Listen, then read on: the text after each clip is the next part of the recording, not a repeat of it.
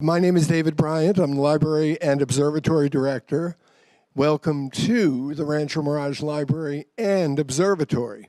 You might have noticed that little Lego project we have going out here to your left. That's called an observatory. And it is, we believe, and our research supports this, the first and only observatory at a public library in California.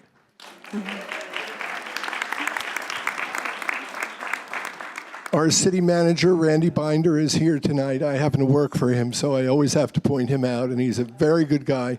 And he really took a lead in this project. Aaron Espinoza, well, took quite a few people, but Aaron Espinoza is in the rear. He greeted all of you. Aaron is our operations manager, very much involved in this observatory, and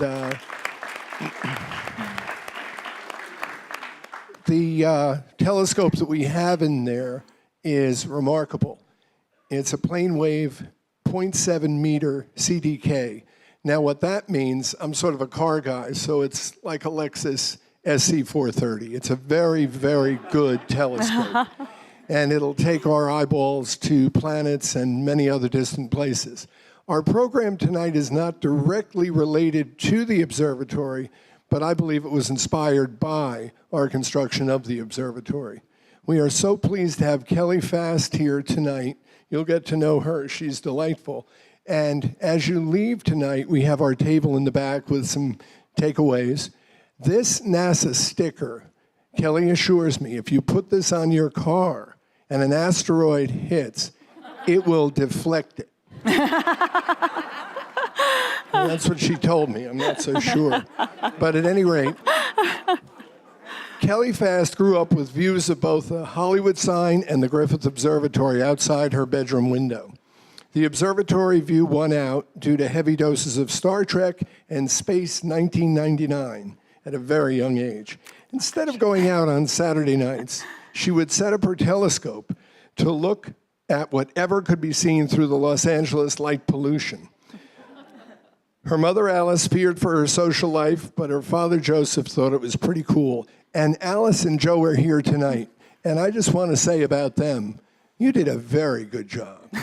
You really, really did. Kelly received her BS in astrophysics from UCLA and her MS and PhD in astronomy from the University of Maryland in College Park. Kelly is the Near-Earth Object Observations Program Manager in the Planetary Defense Coordination Office in the Planetary Science Division. Now that's a mouthful, but what Kelly is going to do for everybody in this room and everybody on the Earth is to deflect asteroids and meteorites. We're counting on you, Kelly. I know she can do it. She is also lead discipline scientist for the Solar System Observations Program. Program scientist for NASA's Infrared Telescope Facility, and program scientist for the MAVEN mission to Mars. Please welcome Kelly Fast. Thank you, David.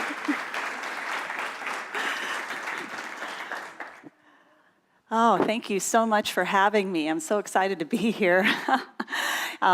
It was just kind of, as David said, sort of inspiration that, saw that there was an observatory being built, and my dad and mom were telling me about this, and so we came by to check it out, chatted with David, and I just thought it was fascinating that this was going to be happening here. And so, and I was saying I'd come give a talk even without an observatory. It's just wonderful to have a crowd as interested in these topics. But this is all the more exciting. And it's too bad that my visit isn't timed with the opening of the observatory. If it had been a few weeks later, that would have been perfect. But I'm excited to get to come back here the next opportunity I have, and then get to see it. And we'll see if that ends up being soon.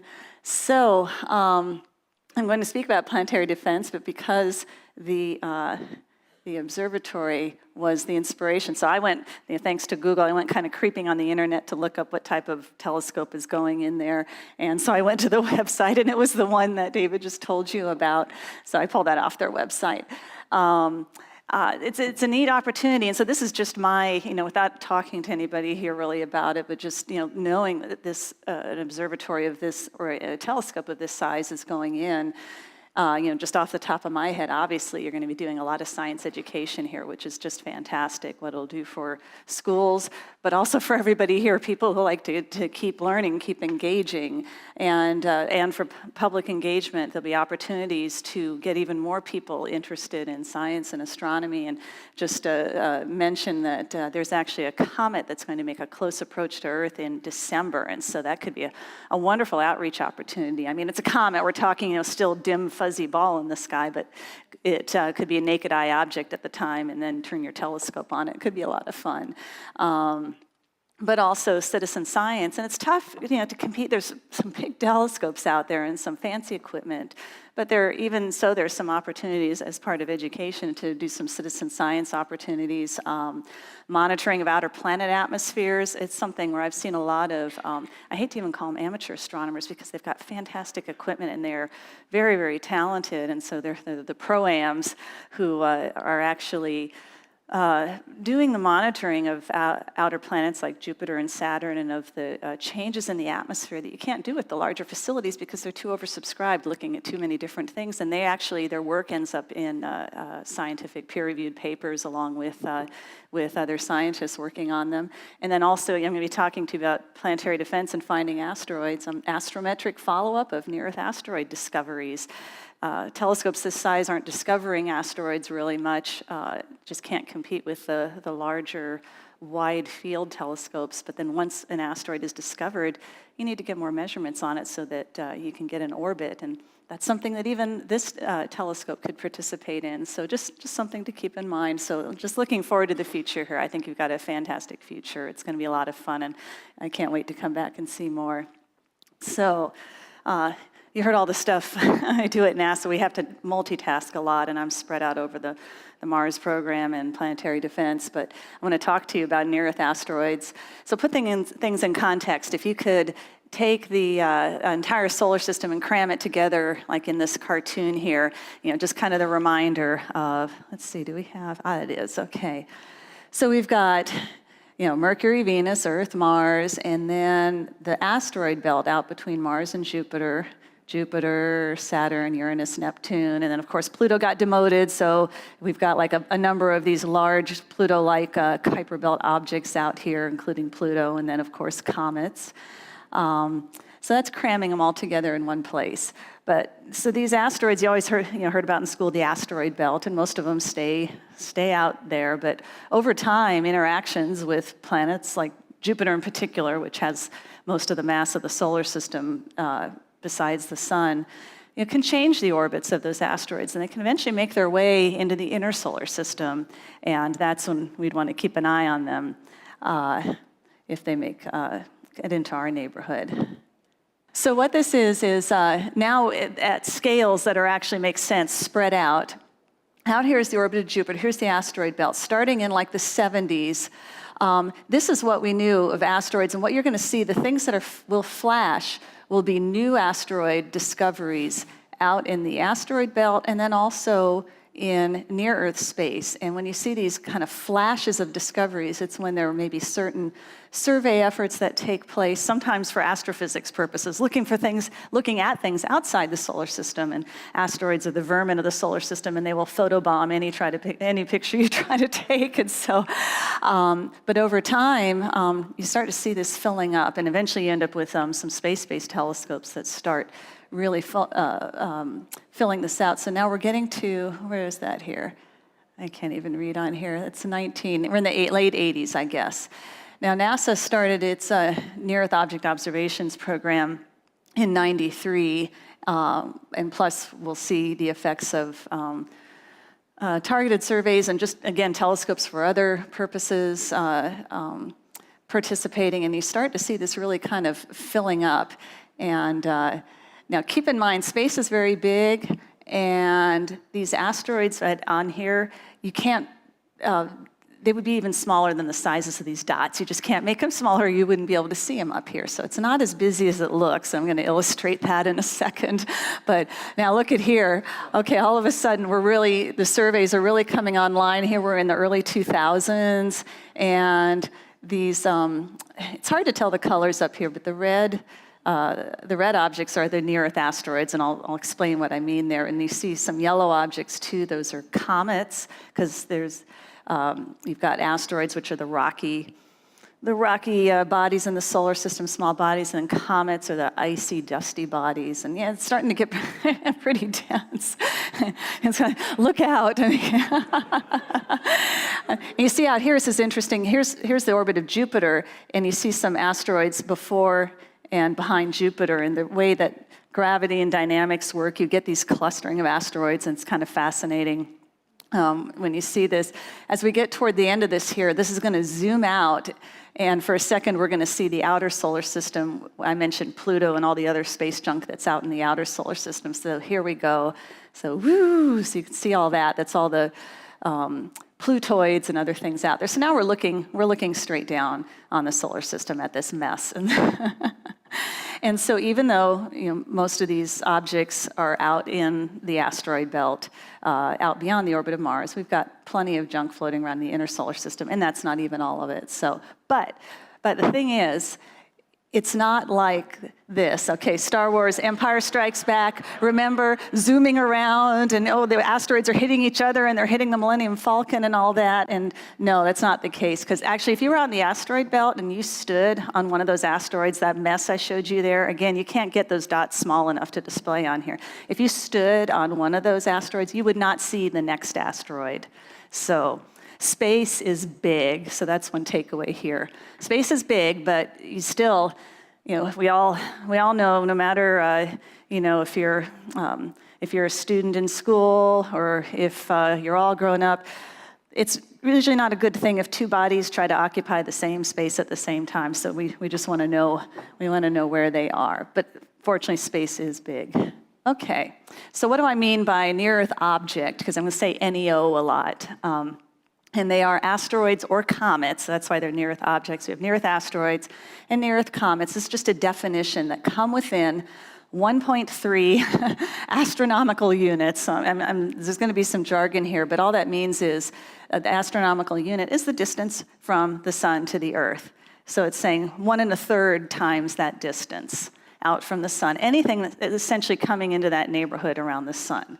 And so the thing is, a lot of them never even come close to the Earth.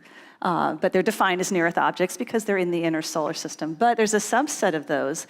Oops, I keep hitting the wrong thing here. Potentially hazardous object. It's that subset of near-Earth objects that they might have the potential to make close approaches to the Earth. The definition, the minimum orbit intersection distance, you have to use fancy jargon, MOID. All it means is how close does it ever get to Earth's orbit? The reason you say Earth's orbit and not Earth is because you want to know how close it gets to Earth's orbit, because the Earth might not be there now, but it could be there at the same time at another time. 7.5 million kilometers. If an asteroid or comet gets within 7.5 million kilometers of Earth's orbit, we track it as a potentially hazardous object, because if its orbit were to change over time, if it were to have gravitational interactions with other planets, or if there's also just the effect of the sun heating the object can maybe make small changes to the orbit over time. They just want to keep tracking them.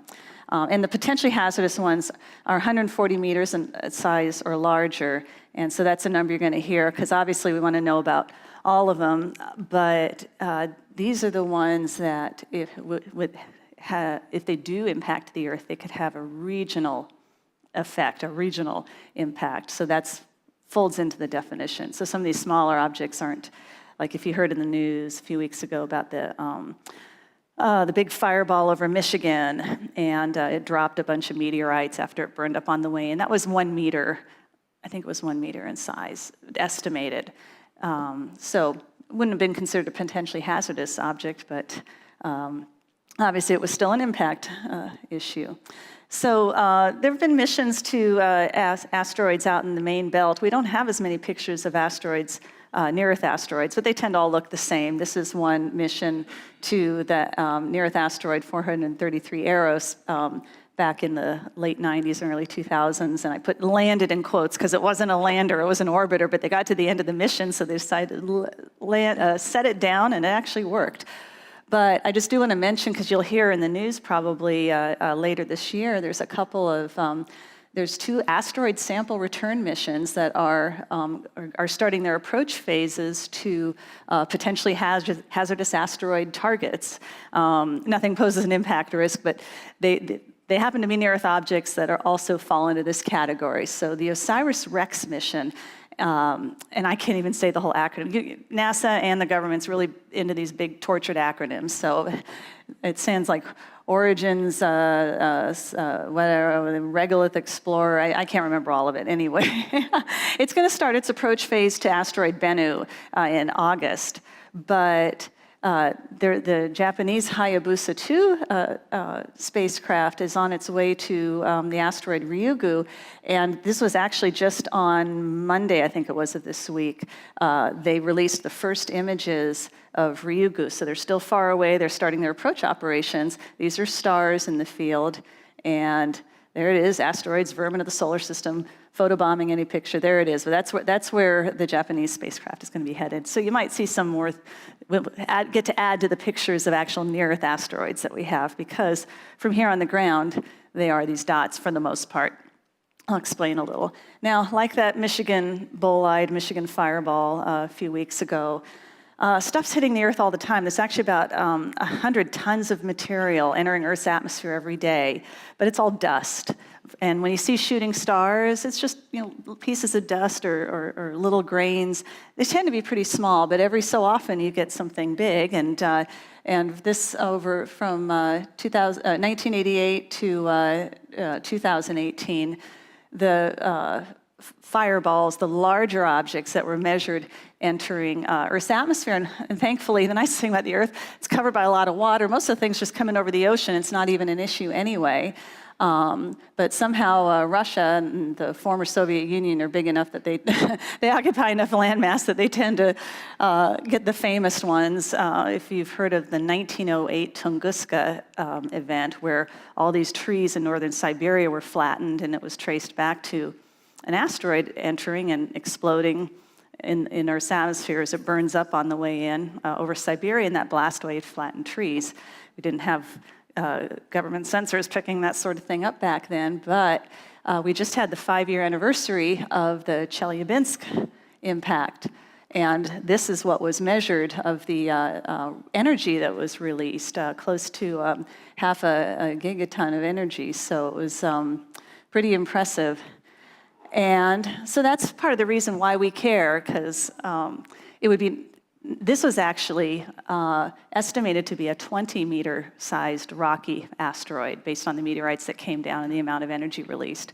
And so it was actually on the small side, but it was the sort of thing that as this thing entered the atmosphere and exploded, released energy, the pressure wave from that blew out a whole bunch of windows, and fortunately nobody was killed, but over 1,600 people were injured, and there was millions of dollars of damage. So this is a whole compilation of dash cam video, and you saw this on TV probably when this happened a few years back. But the thing is, a lot of people there had dash cams, and this happened to take place near a city. And Chelyabinsk was kind of the equivalent of their Los Alamos. So you can imagine what they were thinking when this thing is happening. This thing released a whole lot of energy. You could see how, got briefly brighter than the sun. And between all the dash cam video and the surveillance cameras, there's a lot of information that was actually used to help trace back what orbit this thing came in on. And a lot of science was done as a result of these dash cams. But it's really fascinating to see how this thing behaved on the way in, how bright it was. 20-meter asteroid. Anything over a meter side is considered an asteroid and not a meteoroid. But I don't have the sound on here because I think there was a lot of Russian swearing. I don't want to offend anybody, but what you're seeing is people were outside looking, and all of a sudden the blast wave hit them, and so that's why their cameras are going all over the place. And there's surveillance video in offices and stuff that showed what was happening. Because something like that happens. I guess they didn't see the flash, but then the explosion happened. And those who were outside, it was like, if we knew something like that was happening, and obviously you wouldn't send a mission to divert something like this because it's so small, but you could warn about it, for instance, say, okay, don't go near the windows, when this comes in. So, but the reasons why this wasn't discovered ahead of time, because it was small, would have been hard, even with better capability, to discover it, and it was coming from the direction of the sun in the sky, and our ground-based surveys can only look at night, and so you'd need a space-based survey to see some of that. So anyway, getting to the Planetary Defense Coordination Office, why do we have this? And as I said, NASA's been doing this sort of thing for many years, since the 90s, but in about 2 years ago, this office was established. I say an office, it's really just an organization within the Planetary Science Division, but to address these issues of, to coordinate across NASA and with across U.S. Other government agencies and with our international partners to address and plan a response, to an asteroid impact hazard. And so this office is supposed to lead national and international efforts to detect any potential for significant impact of planet Earth by natural objects. The space debris coming down from orbit, that's the Air Force. They handle that. We're just looking for the natural objects. And actually, I spoke at a school yesterday, and somebody was asking about aliens. And no, we don't deal with the squishy objects either. Some of that, we'll kick that to the Air Force. The Air Force doesn't want this, we'll take this. Appraise the range of potential effects by any possible impact. So we have a lot of people doing modeling, because you want to know how to plan, if something is found, and develop strategies to mitigate impact effects on human welfare, either warning on the ground, or if you've got decades of notice, plan a mission, perhaps. So part of this office that's been going on a long time that I now manage is the NEO Observations Program. This is going to be a wordy slide. I'm going to go through it quickly, but essentially it's the find them. Find them before they find us, and then we'll talk about the get them before they get us. It's a U.S. component to the International Asteroid Warning Network. There is a group of, all throughout the world, there's space agencies and organizations that have signed on to say, yes, we're going to use our assets for this purpose. But the NASA part of this, the NASA program, has provided 98% of the new detections of NEOs since 1998. And then lots of other observatories and agencies have provided additional observations, but the discoveries have been coming from the NASA side. And this started with a NASA commitment to the House Committee on Science in 1998 to find at least 90% of the 1 kilometer and larger near-Earth objects, the real big ones. And that goal was reached by the end of 2010. And so then the bar was raised. First of all, the NASA Authorization Act of 2005, the NASA Charter, was added that essentially doing this sort of work is one of the explicit purposes of NASA. Okay, but the other part of this was this George E. Brown Near-Earth Object Survey Act, which essentially said, okay, now we want you to find 90% of the near-Earth asteroids down to 140 meters in size, the ones that could have a regional effect. And we want you to do that within 15 years by 2020. And here we're 2 years out, and we're not going to make that with the current capabilities, and I'll show you that. So, but first, as I said, we have to find them. We have to find them first, because if you want to do something about them, you got to know, where are they now? What are their orbits? Where will they be in the future? And will the Earth be there at the same time? And so the current assets for doing that, NASA funds telescopes at a number of institutions, universities and such, or coordinates with other government agencies. And so our 2 main survey telescopes right now are actually 4 telescopes. There are 2 telescopes of the Catalina Sky Survey out of University of Arizona, operating in Arizona, and then 2 telescopes. One has been offline, but it's going to be coming back online, called Pan-STARRS in Hawaii on the volcano Haleakala in Maui in Hawaii. They produce most of the discoveries. Recently come online are these Atlas telescopes on Haleakala on Maui and on Mauna Loa on the Big Island of Hawaii. And they kind of scan the skies quicker every night to kind of find what maybe fell through the cracks. Part of the acronym is the Last Alert System. So these have different capabilities for different purposes. The NEOWISE Observatory, and I have a slide on this later, this is a space telescope that's an astrophysics mission. It wasn't designed to be an asteroid detection mission, but as I said, asteroid vermin of the solar system, photobombers, it was discovering asteroids. So it's not optimized for that purpose. And so it's been producing asteroid discoveries and also information on sizes, which is important, but it's not designed to do that. It's doing an all-sky survey and not looking always where the asteroids are. And so, it's fulfilling a role, but really these two are the big producers right now for us. And also the Air Force Space Surveillance Telescope for looking space situational awareness, looking at what's in orbit.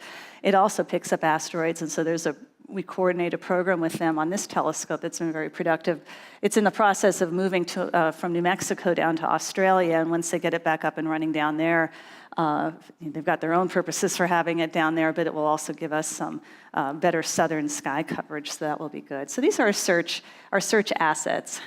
And what tends to be done after something is found, you get information. So here's what an asteroid really looks like.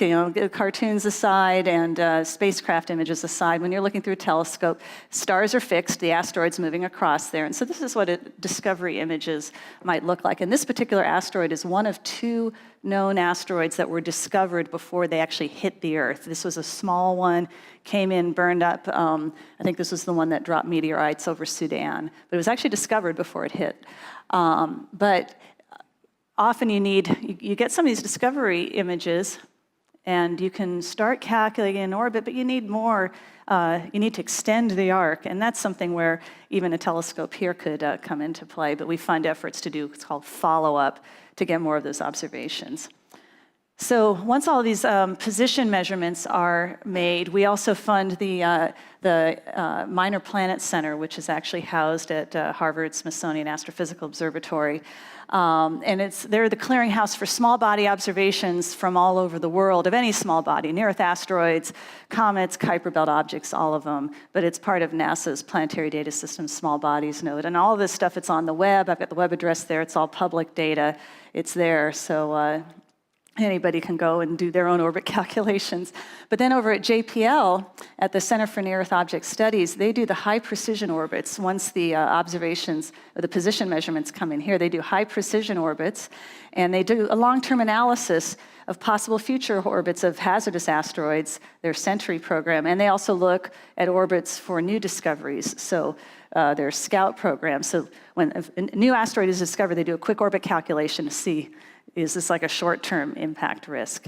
And then they have also a program that looks way into the future to see could something be an impact threat in the future. And right now, there's some things that are maybe down at the 0.0001 or 0.005%. I mean, way down there in like 2200 or so. They're just way off in the future.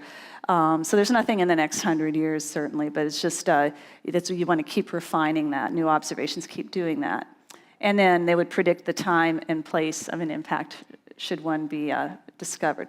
So I'm going to show, sorry, I don't want to glaze everybody over, but some plots real quick for those of you who love seeing things graphically laid out. What these are, over the years, these are the number of asteroids discovered that were 1 kilometer and larger. And so when the NASA surveys really got going here in the late 90s, a lot of them were discovered because they're larger, they're easier to find, and there are fewer of them. And then as the years went on, and capabilities got better, more and more of them were found, and now we're only finding maybe like 8 a year. I mean, there were 8 discoveries last year, 1 kilometer and larger objects. So we pretty much nailed that population. Keep looking for them, but at least we pretty much know where most of them are, so that's good. 140 meter and larger, I kept mentioning that number, what Congress has told us we need to do. We're still finding more and more every year, setting new records every year, except last year didn't quite make it. There have been a lot of weather issues, both in Arizona and in Hawaii. It's been a nasty year, so and that's where our main capabilities are. So anyways, there were 539 of those asteroids discovered in 2017, and we're starting to rack them up here in 2018. And like our main surveys, I mentioned the ones in Arizona and Hawaii, these are the big producers, and the other colors represent the other surveys. And then finally, if we could put all of them up here of all sizes, so down even to the little ones, we did break a record last year, and so there were 2,057 new near-Earth asteroids discovered last year, and counting. And so if we rolled it all together in one place, so this is all of them. If you add them up over time, and the numbers were way up here, if you add total all of them up, at over 17,775 of these things buzzing us. But as I said, most of them don't even come that close. And over 8,100, over 140 meters in size. But of the 140 meter and larger objects, the yellow there are fewer of those. The ones that are, or actually not 140 meter and larger. And that's this number here, 8,000. But the ones that are considered potentially hazardous are close to 2,000. And then there's 107 near-Earth comets that also come into near-Earth space, and we want to keep an eye on. Okay, another graph, sorry, but if you could, here's the size of the asteroid, bigger out here. Here's 10-kilometer asteroids, 1-kilometer asteroids. Here's down the 140-meter range. These are getting down to little asteroids. So what this is showing, by looking at what you see out there and where you see it and the size distribution that you could estimate from the amount of light you see, and that's an iffy thing to do, but you can estimate what you can't see. There's people who do all kinds of modeling, so they estimate what the overall population is. So that's how you kind of know. How in the world do we know we're getting to 90%? Well, so this line here is an estimate of the population. And note here that this isn't, for all you math types out there, this isn't a linear scale. It's like 1, 10, 100, 1,000, 10,000. It's log scale. So this would actually really shoot up for the small objects. There's a lot of them. Here's the predicted population and the impact effects they would have, like regional, continental, global. Here's like the dinosaur killer type of asteroid. Here's Tunguska that we mentioned, 1908, down in this size range. It was probably a 40-meter object. Chelyabinsk was a 20-meter object. The green bars represent what we found, and so we found a lot of the big ones here, found what we expect to find out there. That's what this blue curve is. It's jagged. These aren't perfect numbers, or it's not, there's always uncertainties on things, but this represents the completeness. As we get to larger in size, the completeness falls off, because these green bars, you see, we haven't found the smaller and smaller objects. But around here, this is what we need to fill in to meet that congressional direction that we have to find everything 140 meters in size and larger. But again, this is a log scale here. That's not trivial to fill that in. So another way of looking at this is from January 2010, where we stood in the survey, and I'm not going to go into a lot about this because it's put into the different size ranges here, but essentially if you could take everything 140 meters and larger and dump it into the pie chart, long story short, the colored areas are what was known at the time, and the white areas are the ones, the sizes that haven't been found or estimated to be out there and haven't been found. Okay, great. Fast forward to January of this year, this is where we stand, and so it's good. The 140 meter to 300 meter size range, we've grown that part of the pie, grown this size range, 0.3 to 1 kilometer. 1 kilometer and larger objects, we've really filled out that part of the pie, but it is kind of sobering to see how much is left. We were supposed to hit 90%, in less than 2 years. So this is how fast we can do this with the current capabilities that are available right now on the ground. And as I'm going to point to, we really need an optimized space-based capability. There's been a number of reports done. That'll be what it's going to take. Okay, but we got to talk about this. All right, we got to talk about this. How many of you drove one of these here tonight? I'm just curious. Anybody? Nobody wants to admit it, I guess, but okay, I can see somebody nodding out there. Anyway, this was pretty cool. As you know, SpaceX did a test of their Falcon Heavy rocket, and it was a test flight, so I guess they could put whatever payload on there they wanted. I mean, I've got colleagues who are like just spitting nails, so mad about the fact that there were no science instruments or anything. What a wasted launch, but whatever. It was a test flight, and this is the payload, this Starman and his Tesla. So an interesting stunt, and the camera's on there to get the live images. It was unreal. But okay, great. But it's now something that we have to track and make sure that we don't mistake it for a near-Earth asteroid. And so Seriously, I mean, well, and even with the stuff in orbit. And so, so these are actual images from the Atlas telescope on Mauna Loa in Hawaii that we fund. These are images of the Tesla. Now, really, it was the Roadster and the Falcon Heavy upper stage. It wouldn't be that bright if it was just the car out there floating around. But, so we're tracking it.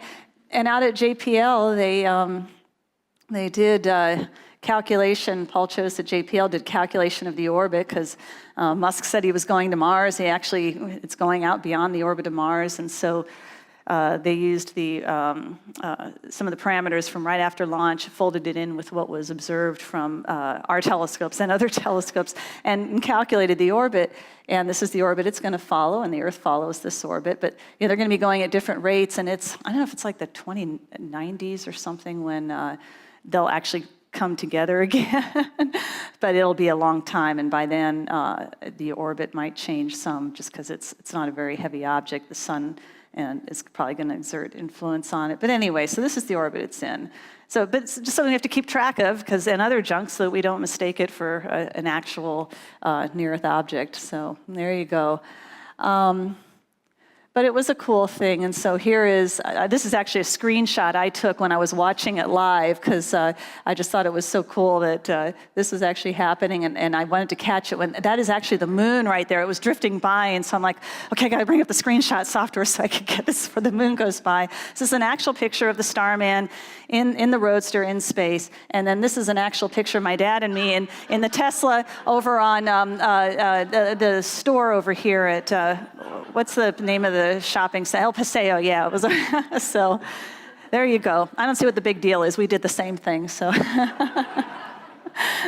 But okay, so we need to find these things, but then we need to characterize them. What I mean by that is like find out their physical properties, because if something is kind of not too dense and kind of rocky and lots of porous material, well, actually, asteroids don't tend to be very porous, but if it's not so dense, its impact effects could be different from something that has like a lot of iron content in it.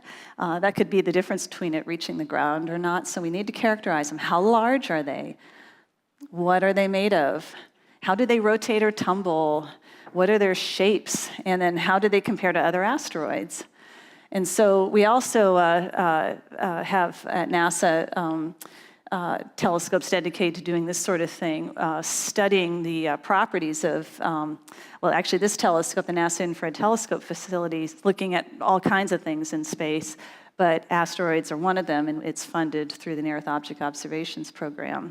And they do rapid response. An asteroid gets discovered by one of our surveys. If it's making a close approach, they can go and look and try to get information on the composition based on if you've ever heard of spectroscopy, looking at the way the light is broken up into the different colors of the rainbow. In this case, it's out in the infrared.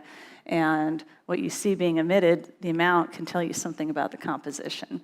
But radar is also a good way to, if they come close enough, you can bounce radar off asteroids and get an idea of their shape, and they're really nail down the orbit. I'll show you in just a second. And there's also another telescope that was built for astrophysics that gets used for asteroids sometimes. It's not a search telescope, but it can be used to do this kind of characterization. I'll tell you later why infrared is useful to get information on composition, but also sizes. So the Spitzer Space Telescope is still going strong. But if they come close enough, we want to bounce radar off of them, because that actually helps nail down the orbit. I mean, it's hard when you're looking at an object and against the stars, and you do the best you can from that to get an idea of where it is, but you can get the orbit nailed down, and you're going to know where it's going to be in the future. If it's rotating, its shape, surface features, that's the best thing you can do aside from actually sending a mission. But they have to come close. You can't use radar to search for it like at the airport. You don't have that kind of power to do this in the whole solar system, but you can do some neat observations. So radar images are a little different from real images, but this at least gives you some idea. So here's some successive images of this particular asteroid, and it's to the point where you could even see boulders on the surface of the asteroid, so that's kind of cool. And then this one was this is just messed up. I don't know. Somebody said it looked like Dungeons and Dragons dice. I mean, so sometimes they're round, sometimes they're elongated, sometimes they're very angular. So there's a lot of different kinds of asteroids out there. But radar is a powerful way to at least image them, because otherwise they're just the dot in the telescope. But they have to come to us to do that. But as part of doing all this, searching for asteroids and then characterizing them, you can make some very interesting, important discoveries. In this case, we recently had the first confirmed interstellar asteroid. And you might have seen some of this on the news. Let me go back again so I can get this started. Okay. So this is an actual image. We were talking up in the sound booth there about how the cartoons are deceiving and all these artist concepts and all that. Here's the actual image of the asteroid. But you see how, and it's looping here, but you see how it's getting brighter and dimmer. And what that indicates, if it were a round object and it were tumbling, it probably wouldn't change the brightness. But if it's elongated as it's turning and it shows different faces to you, different lengths, you'd see it get brighter and dimmer. And so that's why you saw probably this odd artist concept out there. It actually has a scientific basis, but they're still battling it out in the scientific community. This was the first, this one eye has to, there are these weird designations, but this means it's the first interstellar asteroid. The International Astronomical Union actually made a new designation.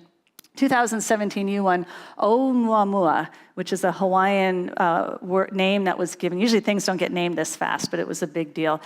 Oumuamua means essentially scout. It means visitor from afar arriving first. And so, because it was discovered by the Pan-STARRS telescope on Hawaii, on Maui, during near-Earth object survey operations. It was just surveying the skies, doing its job, looking for these things. But then the speed and trajectory indicated that it actually came out from outside of the solar system and that it wasn't bound to our solar system, it was going to keep going.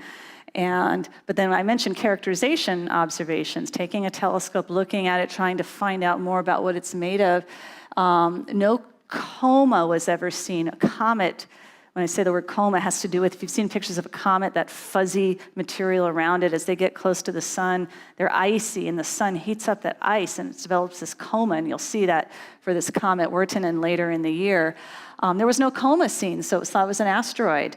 And the science community is really battling this one out because at first, the first paper that came out said that the ratio was 10 times as long as it was wide. And so this artist concept was put out there. And people are making a big deal about it. There's other groups saying that maybe it's 6 to 1, but it's still a pretty elongated object because at least so far of the ones that we've been able to measure in our solar system, they've tended to be, maybe only as long as 3 to 1. So it's kind of cool. And it also, just from looking at the nature of the object, it suggested a reddened surface which is something we see in the outer solar system. It's just being pounded by radiation from space for years. So it was interesting. It was just kind of a neat thing to actually have that first interstellar asteroid, and it was just part of doing the day-to-day operations, finding them before they find us. And so here's the orbit. Now, the thing is, I mentioned like with Chelyabinsk, that it came from the direction of the sun, and our surveys are looking at night. That kind of happened in this case, too, because here was the sun, here was the Earth, and here's Oumuamua going by here. And so it was discovered, but in looking at the way it was moving and in getting enough observations and calculating the trajectory, first of all, looked ahead and said, oh my goodness, this thing's going to leave the solar system. And that could actually happen if something interacts with a planet in the solar system. It might get slingshotted out of the solar system. But in going backwards, it's not like it went by Jupiter or anything. This came from above the plane of the solar system, down inside the orbit of Mercury, whipped around the sun, because the sun exerts a lot of gravity, and sent it by Earth, and now it's going to head out of the solar system. So this was part of helping to confirm that it actually isn't one of ours, it's somebody else's piece of space junk coming through. Okay, so just, I was mentioned searching from space certainly gets you above the weather that we've been dealing with in Hawaii lately, but also you want to really optimize the search. And I mentioned this NEOWISE observatory, and it's still doing a lot. It's actually, because of the way its orbit is changing, it's a relatively old mission now, and it's going to eventually not be usable later this year. even though it's a repurposed astrophysics mission, and it's doing a good job, but it was optimized for an astrophysics all-sky survey. It wasn't optimized to look where the near-Earth asteroids are, or to look in the right infrared wavelengths, but still producing NEO discoveries and some size information from NEO observations. So it's still been very important, and it's going to be sad to lose it when the orbit changes and the scattered light is going to start from the sun is going to start being a problem. The other thing we're working on, there is a mission concept, and that's why I was in town this week, because we had a review for this mission concept, the NEOCAM, the Near Earth Object Camera, which would be an infrared survey telescope that's actually optimized for meeting that congressional mandate to characterize NEOs down to 140 meters in size. It would still take a number of years, but at least it wouldn't take like the 30 years that it's probably going to take at this point with the ground-based surveys. And so it's in an extended phase A study. It's not funded in the future yet. We're waiting to see what happens, but they did go through an important system requirements review, mission design review a couple of days ago, and they passed, so that's good. They're continuing the work in developing what would hopefully become a flight mission one day, and to help, in concert with the ground-based telescopes, get the survey going. So here's the sun, and here's the Earth, and as I said, our observatories on the Earth have to look at night. So they're looking out here in the night sky, and that's great. We need to look out there. But look at how much of like the population is elsewhere, and still a problem. You can't look right at the sun. But the idea with something like NEOCAM, something like NEOCAM is it would be at this. There's a stable. All these L's mean Lagrange points. It's a stable point gravitationally where you could park a spacecraft there. And it's a stable point. And rather than looking all through the sky like the NEOWISE telescope is, because it had a different purpose, this would actually look out in regions. It can only get so close to the sun, but it could cover these regions of the sky, or of the solar system rather, that would complement what the ground-based surveys are able to see in the night sky. But then it would also get information in the infrared. Now this is very dark. So if you had two asteroids, these are the same size. One's bright, one's dark, but they're the same size. If you put them out, our ground-based surveys would see this one. It would almost look larger than that one. If you could put on your infrared eyes, seeing the heat that's being emitted from them, then you would actually be able to tell that, oh, they're the same size. They're not different sizes.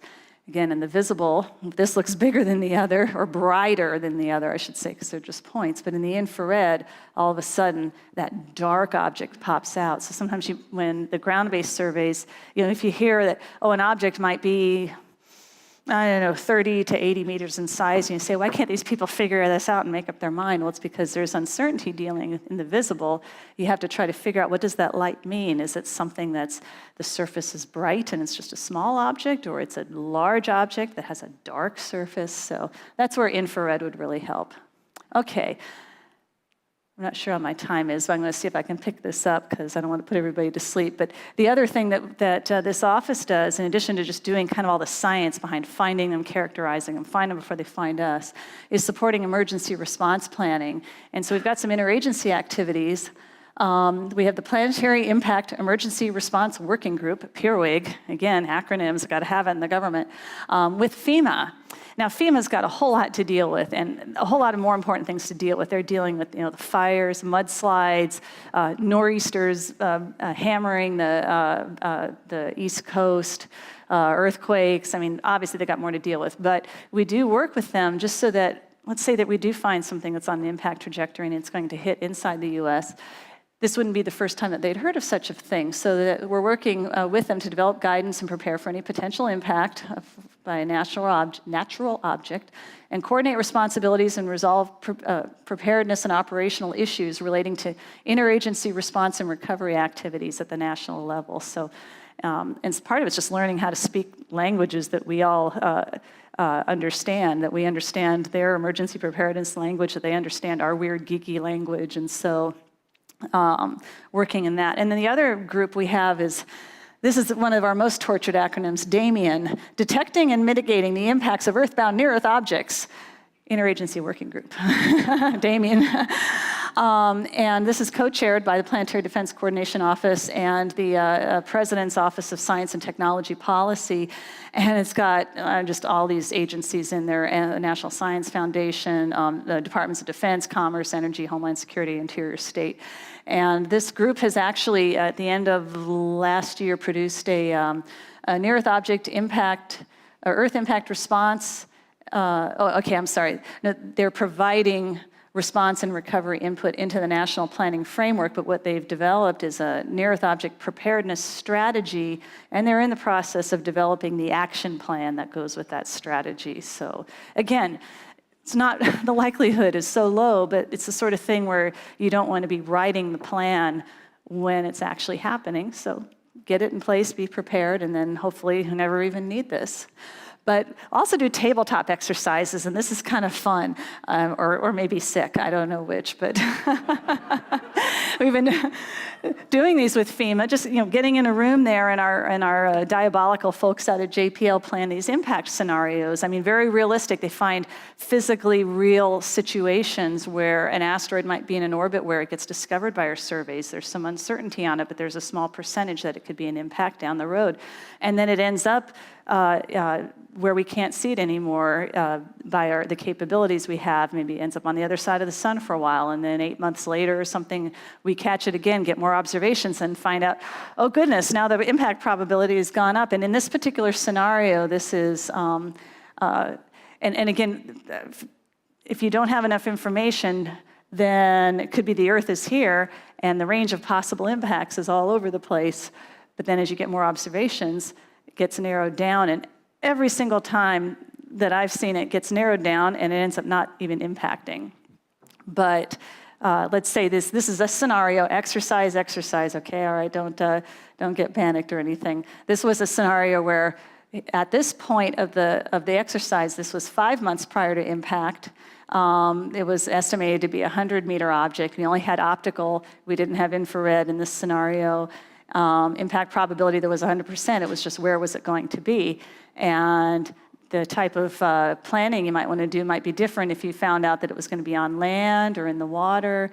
Now, one thing is, some of these movies, like Deep Impact, asteroid hits in the ocean, huge tsunamis and everything. I mean, it depends. I mean, yeah, if it's the super, super big one, maybe. But in doing some of the modeling, this is just in the past few years, finding that the type of wave that's set up by an asteroid hitting out in like the middle of the ocean dampens out. It's a little different from like an earthquake-generated wave where the seafloor drops.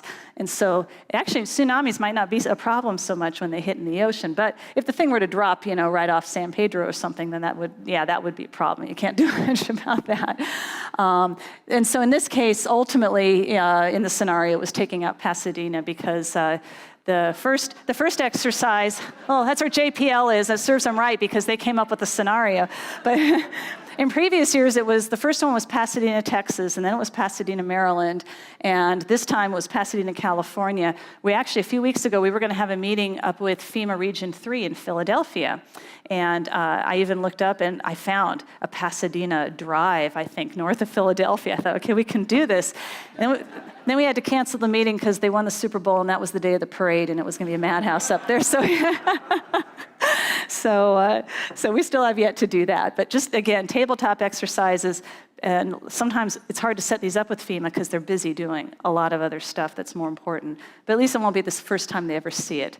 And so this feeds into what I understand from these emergency response people. They talk about left of boom and right of boom, and we work left of boom, in hopes that there won't ever be a boom.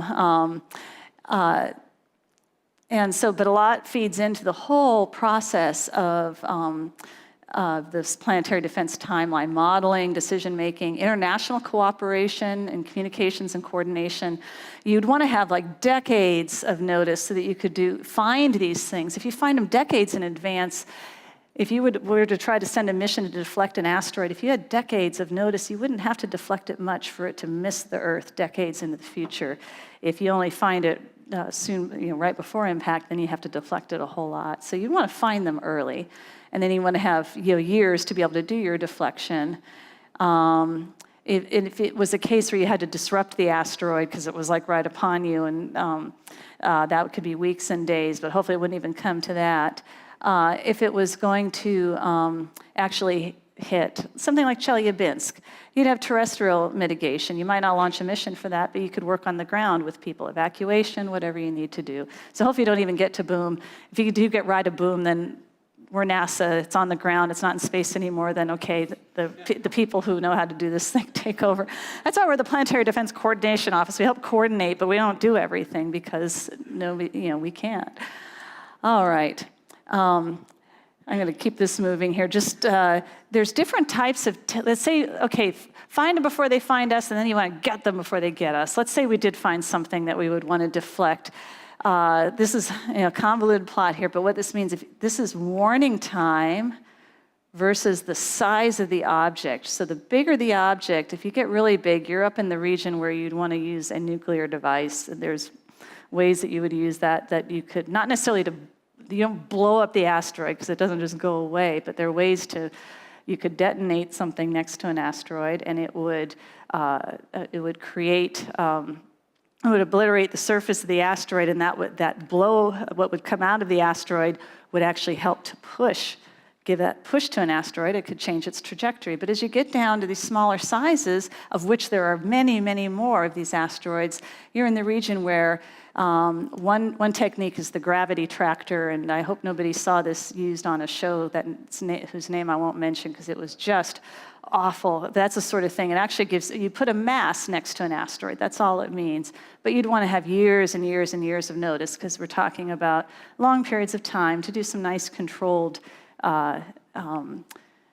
changing of the trajectory. Really, the thing that is the most mature technique is the kinetic impact or kinetic deflection. Essentially, whack it with something.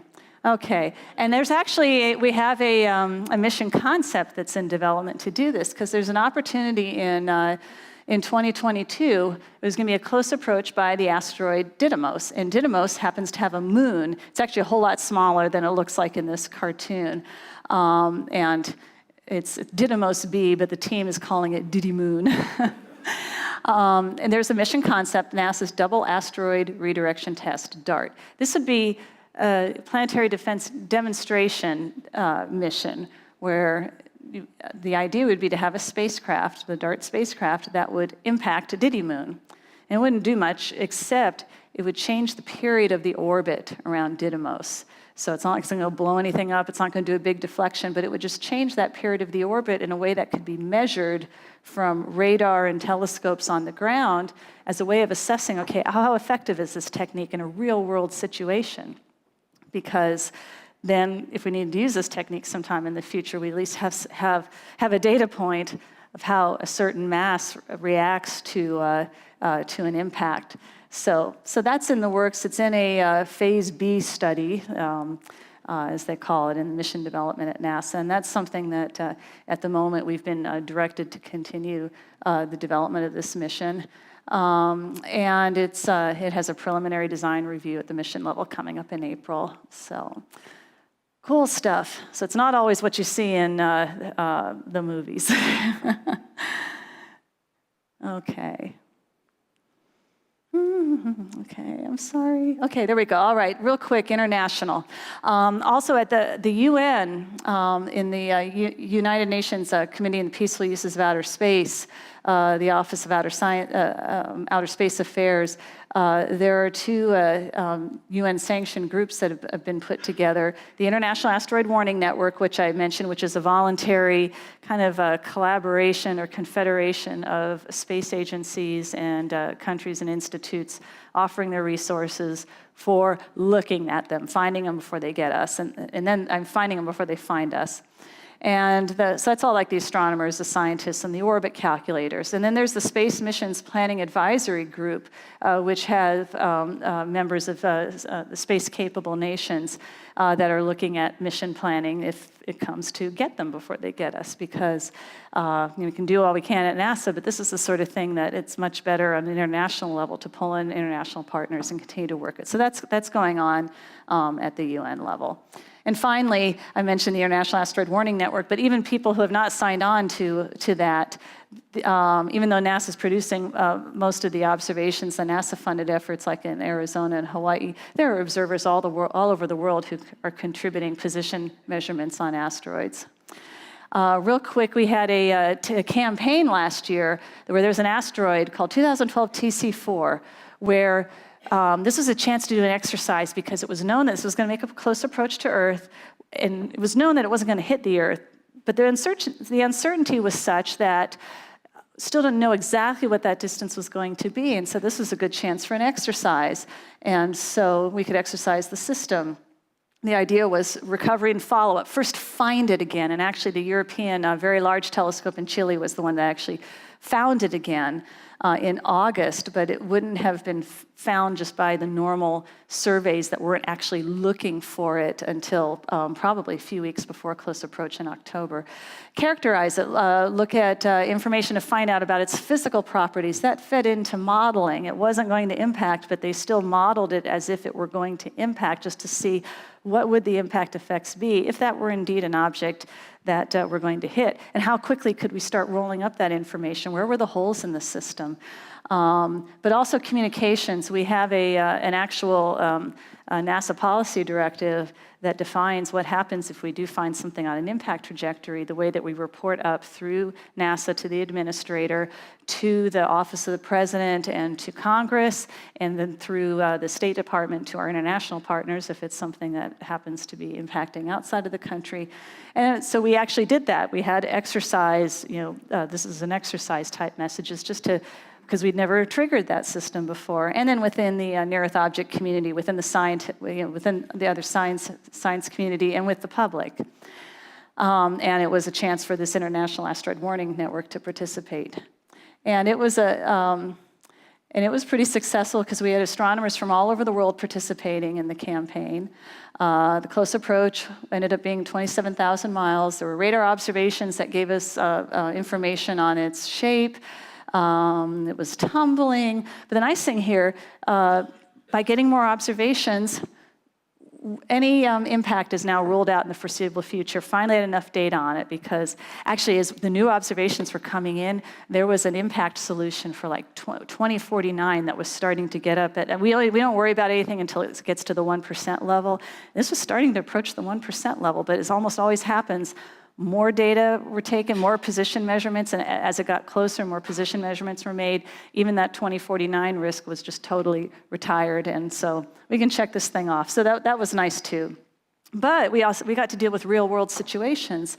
Hurricane Maria hit Puerto Rico. The Arecibo Observatory down there was not able to make radar measurements because they were taken out by the hurricane for a while and they weren't operating.